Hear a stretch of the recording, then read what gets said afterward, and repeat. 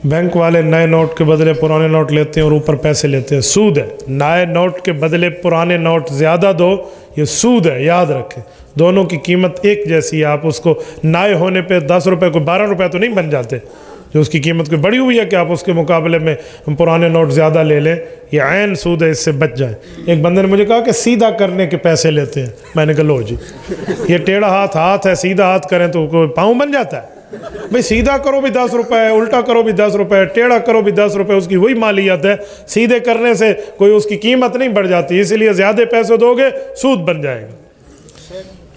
मुफ्ती साहब, हदीस पाक में उस जगह जाने से रोका गया जहाँ अल्लाह का अजाब हो, तो सीरो फ़िल फंजरो कई फ़कान आके मुताल्लिक़ आप क्या कहते हैं? जी ठीक है, सीरो फ़िल अर्ज़ का मतलब यही है कि आप वहाँ से चलते चले जाओ।